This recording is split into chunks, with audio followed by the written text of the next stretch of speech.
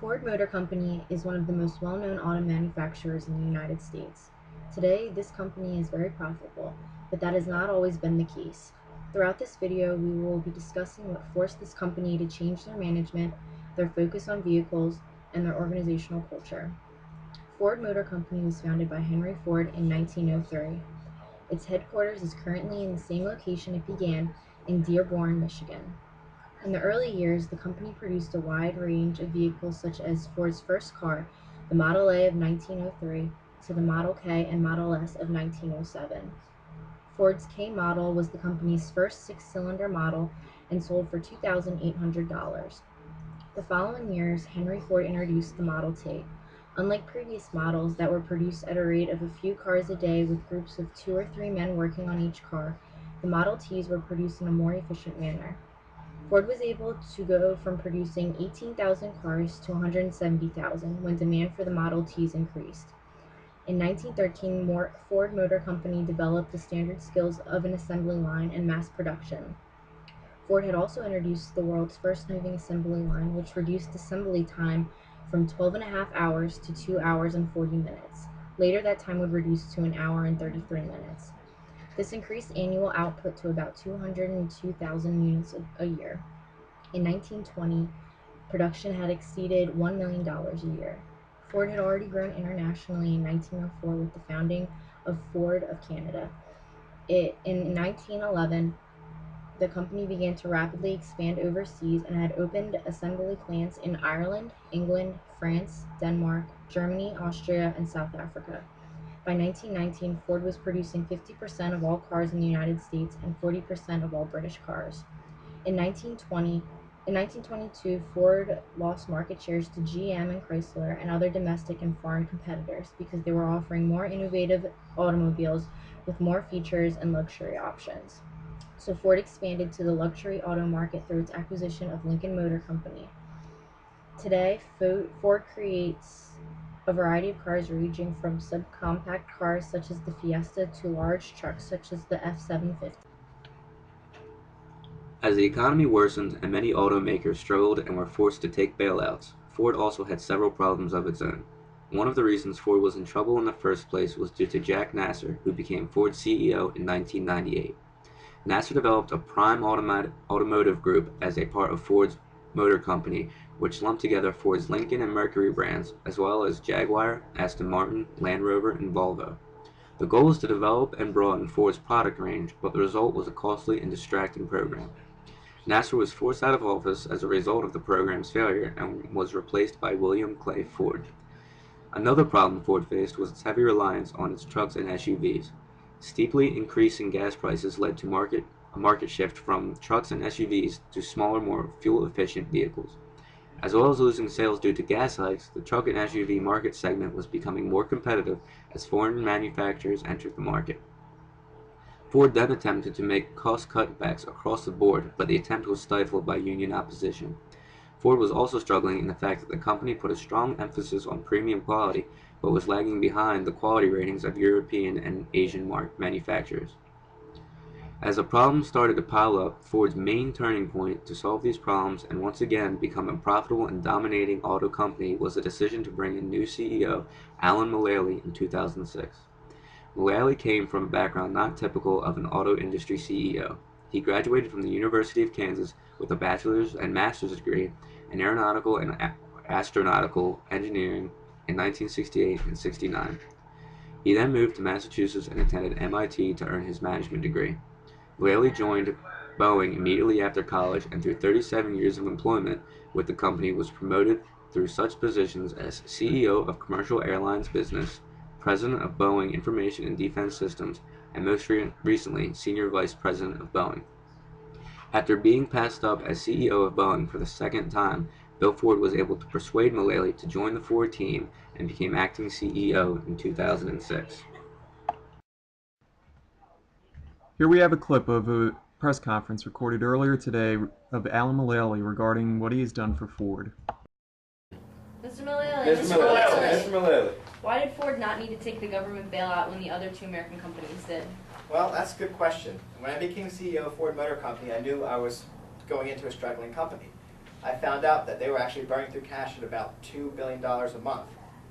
So as I went in, I did some environmental scanning and obviously knew that the economy was in a downward spiral and I had to do something quick to help this company. So I took a $23 billion loan and I really put everything up that we had as collateral, even our logo.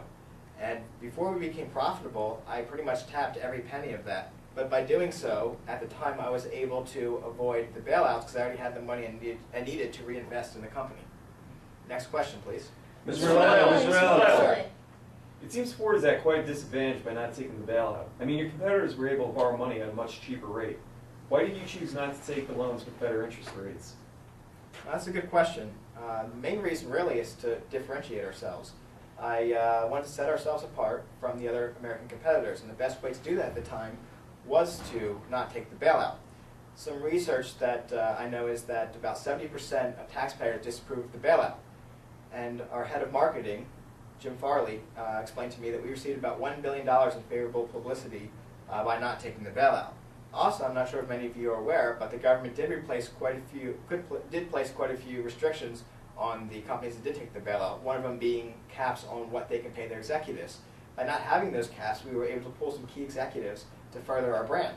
For example, Max Wolf from Cadillac, he's the one who reinvented the Cadillac styling for a more youthful design. We brought him in to do the same for our Lincoln brand.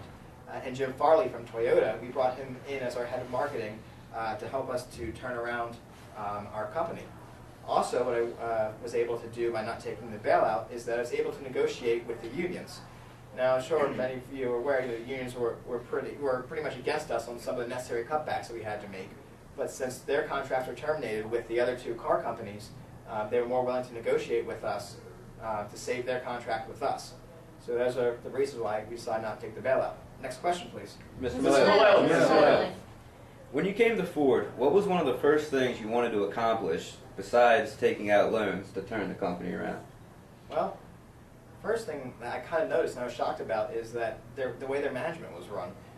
Their key executives were really acting like they worked for separate companies, and they were afraid to say what the problems were because they were afraid they would look bad. So I kind of wanted to tackle that problem first. So I changed the culture of this company, and I made it kind of more open, more able to talk about the problems. And by doing so, I was able to basically we had some European executives help some of the American executives solve problems we had in America, and vice versa.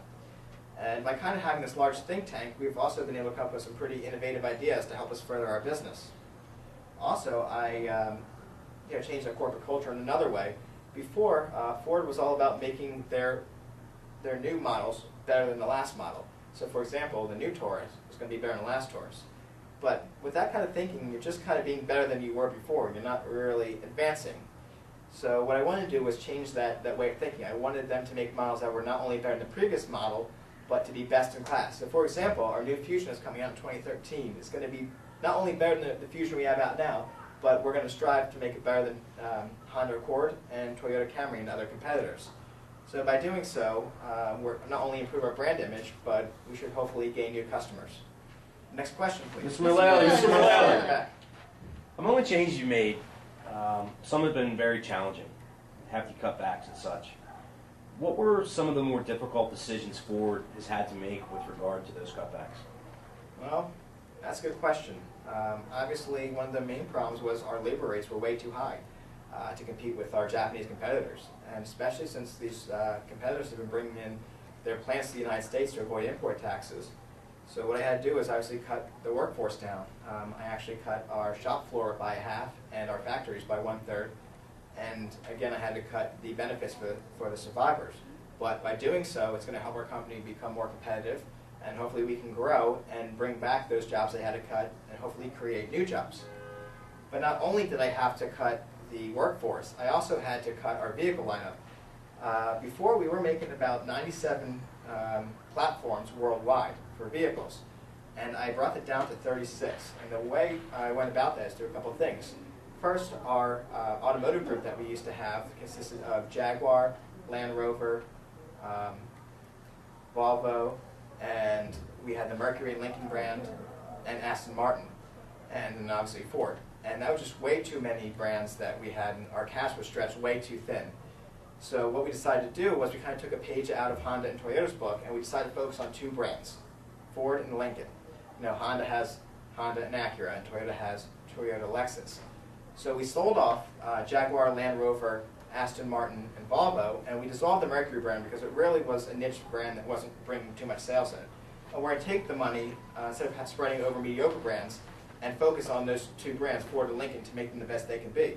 I actually have some pretty big plans for Lincoln. We've kind of let them slide recently, but I kind of want to bring them back, and I want to make them a focus differentiator. And the way I'm going to go about that is I want to make them the most technologically advanced and fuel-efficient luxury vehicles on the market.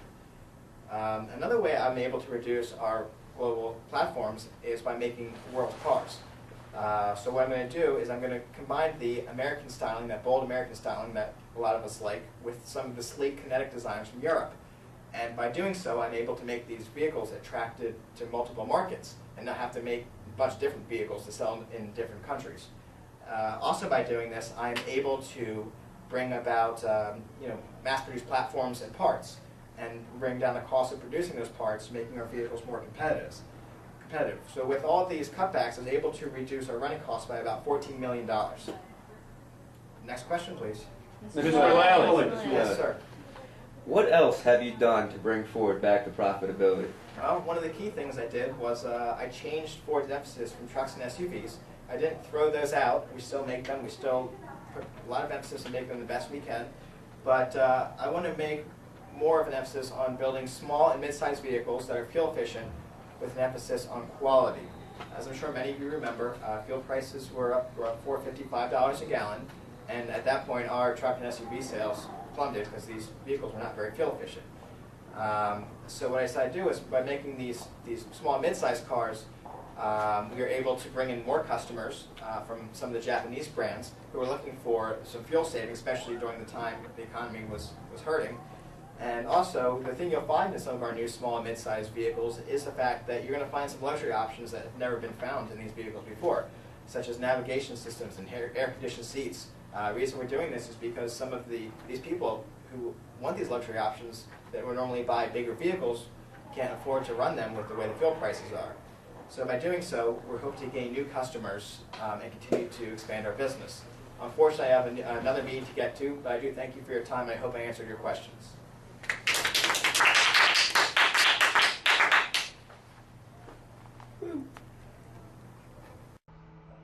Total liabilities increased from between the years 2005 and 2006 when Ford received a $25 billion loan in late 2006.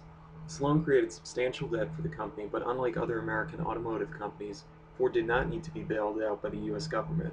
Since 2006, Ford CEO Alan Mulally has reduced his salary to $1 in order to expedite the reduction of Ford's debt.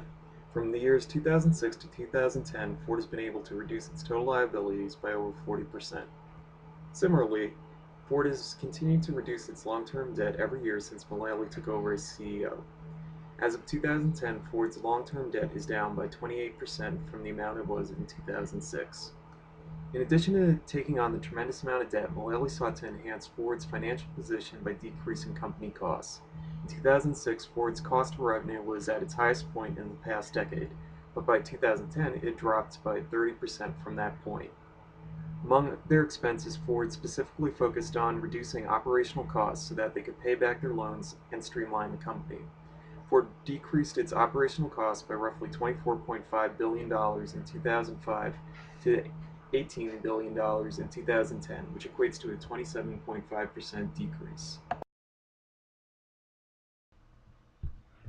Ironically, Ford's hiring of Mulally was reminiscent of Chrysler's hiring of Lee Iacocca, who left Ford and returned Chrysler to profitability in the 1980s.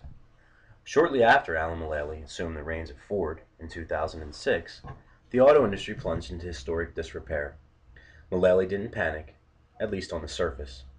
Instead, he borrowed almost $24 billion by mortgaging Ford's assets, thereby staving off the need to lean on taxpayers for survival, like rivals General Motors Company and Chrysler Group LLC did. The action was unprecedented in the company's 103-year history. Mulally said that he intended to use the money to finance a major overhaul and provide a cushion to protect for a recession or other unexpected event. Without the steps Mullally took in advance of 2008 to position the company for change, Ford would have never made it.